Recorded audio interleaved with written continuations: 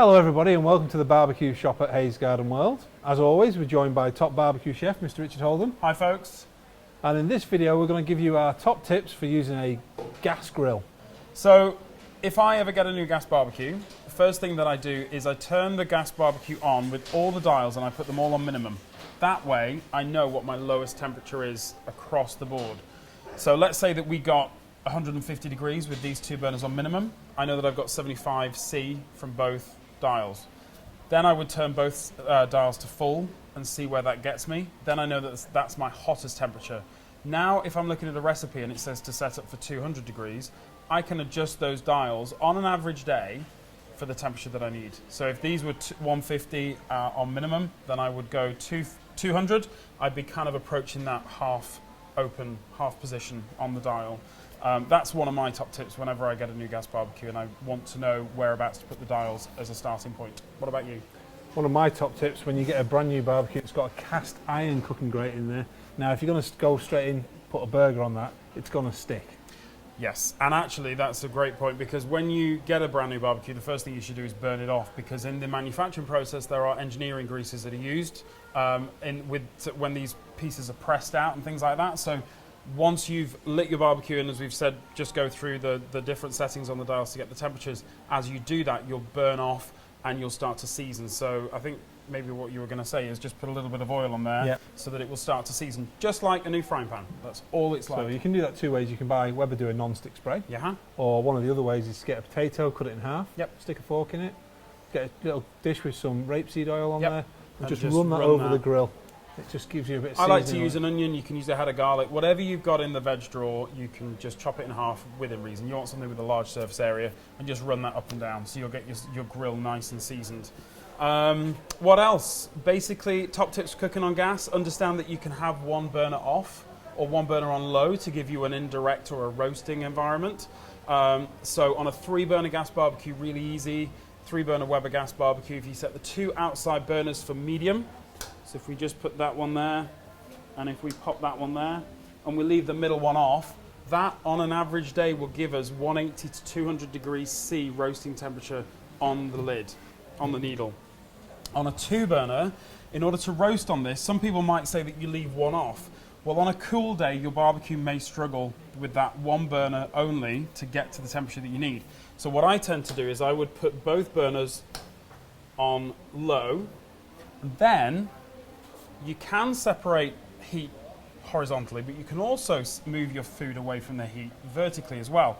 And one of the things that I often do is you can get a rib or a roast holder, should I say, and then you can pop that into the central area between the 2 burners, and it will elevate your food off the grill. Now, if you don't have one of these, but you've seen some of our other videos and you've seen us use these before, you can use it that way up, and it will elevate your food off the platform, otherwise known as your cooking grate, and it will allow the food to just be a little bit higher. If the cooking rack at the back is in the way and it's going to block your roast from going onto your tray, then you can of course take that out and just pop the lid down. Okay. What else is there? On the multi-burner barbecues, you've got a crossover burner, which means that if one burner blows out for whatever reason, when you lift the lid, maybe there's a cross breeze and one blows out, the flame from the other burners will relight that secondary burner. So there's a little burner tube that runs across the back.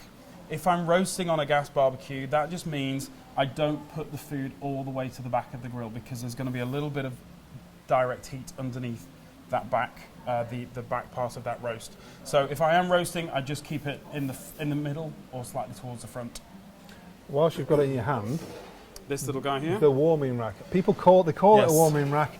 It's not really a warming rack. With a Weber barbecue, you always cook with the lid down. There you go. So what we like to call it is an elevated cooking area because if you're cooking some chicken, it's got the right coating on the outside. Yeah, it looks right on the outside. Lift it up onto this tray here and close the lid. It will carry on cooking. It will. Yeah. One of the things that people don't realise is that this thermometer here, if we just open this up again, sorry, it actually takes its reading from this probe. So first of all, in order to get an accurate reading of what's going on, the lid needs to be down in order to build up heat underneath the lid. The second thing is, if you look at the height of this probe when you close the lid, it's towards the top of the cook box, which means that any food that you put on that top shelf will be around about the same temperature as the thermometer showing on the lid. It will carry on cooking. It will carry on cooking. But it means that if you're doing your if you're doing a roast on the lower section, or you're doing some cooking on the grate, and you've got nothing on that top shelf and you can have that in your grill, one thing that I like to do is grab some little baby potatoes, tumble them in some oil with some salt and pepper, and just sit them on the top shelf, and they will just roast beautifully. About 40 minutes, depending on the size of them. Away you go. You can even do jacket potatoes and roast sweet potatoes up there if you like as well. Tips when the barbecue is not in use? Don't put it away. Keep it by the back door, because if you put it further away, it's less likely to get used. So I like to keep it by the back door of the house. You don't need to put a cover on these, because the warranty does not require them to have a cover. If you want to not have a target for the birds to practice on, then I suggest putting a cover on it. One thing we always do when we're not using our gas barbecues is we disconnect the regulators. Yes. So when you're not using your gas barbecue, as Ian said, just press that regulator in, disconnect the hose. That just means if you've got little ones around, they're playing in the garden, you know, little kids have kitchen sets, they like to pretend to be grown-ups. You don't want to find that somebody's come along while you're not watching, and they've started turning the dials. One, the gas could run out. Two, if they happen to touch that igniter button, you've got a potential issue on your hands. Going back to before you start the barbecue. Yep. Top tip for when you're lighting them: always lift the lid up. Yeah. Always have the lid open. So if you have knocked a dial by accident, or it's not lighting, you're not filling the barbecue with gas. Yep. Suddenly it might spark. And then you get a boom. Yeah. The other thing is as well, the new barbecues from Weber have little half-circle cutouts in the Flavorizor bars. Those bars are, the Flavorizor bars are those angled pieces of metal that sit underneath the cooking grate. They look like a Toblerone. They have a little half-circle cut out of them, and that means that you can see the flame on top of the burner tube, and you can see whether the barbecue's lit or not. And that's on both models as well. Going back to cooking styles, you mentioned about the roasting, the indirect method. Roasting. The direct method is quite simple. Yeah, really simple. For a 2-burner barbecue, if you're going to grill, so what I would do on this particular barbecue, I would probably go around about, I think about a clock face. So I'm going to go around about 7:30 on the dial. The little red mark here tells you whereabouts on the gradient that position is. So you can cook anywhere on this lower section. We've got an even heat from left to right. Then my indirect cook-through area is this top shelf up here. So chicken, burgers, steaks, kebabs, you get the colour on the outside. You probe it to see whether it's cooked or not. If it is cooked, it comes off, and if it's not, it elevates up onto the top level there. On a 3-burner gas barbecue, I would have my 2 burners, my left and my centre on around about that 7:30 position, and then I'd have my right one completely off. So what I'm going to do is I'm going to sear, and then move over to this end third for food that isn't cooked but needs to carry on cooking through. So we may sear it in the first 2/3, and then by the time it gets to here, it's kind of in the 60s range, which for chicken is not where we need to finish. We need to finish at 75. So that would just go into this roasting area at the end, and then that food will carry on cooking before it comes off.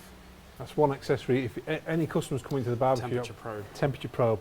You'll never ever get ill off a barbecue. The other one, when we talk about temperature probes, the reason why we talk about temperature probes is food safety. And one of the areas that I talk about quite a lot on my demos, if you've been to one, you'll know, is cross-contamination. And there's really simple things. So on these barbecues, we have tool set handles on both ends. Really simple approach.